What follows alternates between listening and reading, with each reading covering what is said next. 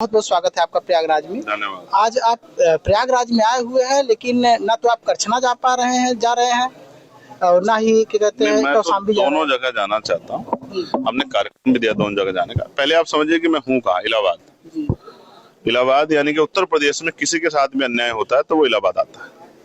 जब police, administration, सरकार किसी को मारती है मिलके, किसी के हक अधिकारों को, उसके संवैधानिक अधिकारों को, उसके सामाजिक, राजनीतिक, धार्मिक अधिकारों पर हमला करती तो इलाहाबाद आता, क्योंकि यहाँ हमारा हाई कोर्ट, उच्च न्यायालय के शरण में आकर उम्मीद करते हैं कि यहाँ हमें न्याय मिलेगा। लेकिन आज मैं यहाँ इसलिए कौशाम्बी के परिवार के साथ, जो उन्होंने बताया मुझे, जो वहाँ हमारा डेलीगेशन गया था, उन्होंने जो बताया, वो जो अन्याय हुआ है, उस परिवार ने मुझसे आग्रह किया कि आप आके मिलना चाहिए। मैं अपनी जिम्मेदारी अदा करने के लिए, करछना में जैसा आपने बताया कि उन्होंने कहा कि लाशें गिरेंगी, ये उत्तर प्रदेश है। कानून व्यवस्था को क्या हो गया है कि खुलेआम धमकियां दी जा रही है, खुलेआम लाशें गिरेंगी। कब तक लाशें गिरती रहेंगी?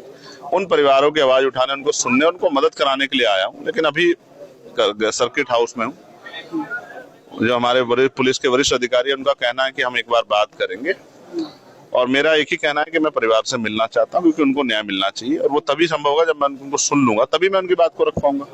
कहाँ तक लड़ाई पहुंची है, क्या क्या हो रहा है, इसके लिए उनसे मिलना जरूरी है। देवी शंकर के परिवार में उनके बूढ़े माँ बाप हैं, उनके 2 बेटे हैं। एक बेटा आंख से अंधा है, एक बेटी है, लेकिन वो अभी भी क्या कहते हैं, बताया जा रहा है उनके मुताबिक कि खुले में शौच के लिए बाहर जा रहे हैं। आपको क्या लगता है? इस प्रदेश के सरकार की, इस प्रदेश के मुख्यमंत्री की नाकामी है। अगर आज भी खुले में शौच के लिए जाना पड़ रहा है तो ये इस प्रदेश की सरकार की नाकामी है, और ये उनका कमजोर वर्गों के प्रति रवैया है, ये भी समझना चाहिए। ऐसा नहीं कि काम नहीं हो रहा, काम उन्हीं का हो रहा है जो सरकार से जुड़े हुए लोग हैं, बाकी किसी का काम नहीं हो रहा। यहाँ का दलित, पिछड़ा, मुसलमान, यहाँ के आदिवासी, यहाँ की महिलाएं, तमाम लोग। कहाँ है स्मार्ट सिटी? सारे तो डूब जाते हैं बारिश में। कहाँ है आपका विकास?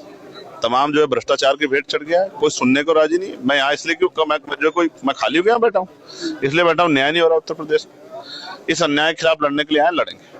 सर, जो पट्टे की जमीन की बात की गई थी, पट्टे की जमीन की जो दिया गया है, वो जो मतलब आरोपी है उनके पास में ही दिया गया है, इसका क्या संदेश है? पट्टे की जमीन आखिर उनके पास में ही क्यों दिया गया है प्रशासन के द्वारा? अब मैं उन्हीं परिवार से मिलकर मुझे जानकारी मिलती, वो मिले तभी तो मैं कुछ बता पाऊँ।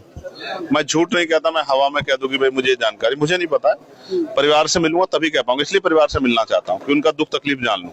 देवी शंकर की जो बेटी है वो 19 साल की है, वो कह रही है कि लाइसेंसी हथियार दिया जाए जिससे हम अपनी सुरक्षा कर पाए, लेकिन अभी तक लाइसेंसी हथियार नहीं दिया गया। इसको किस तरह से देना चाहिए? आर्म्स लाइसेंस उन्हीं के लिए तो जिनको सुरक्षा को खतरा है, तो जिनकी हत्या है उनसे ज्यादा खतरा किसको होगा?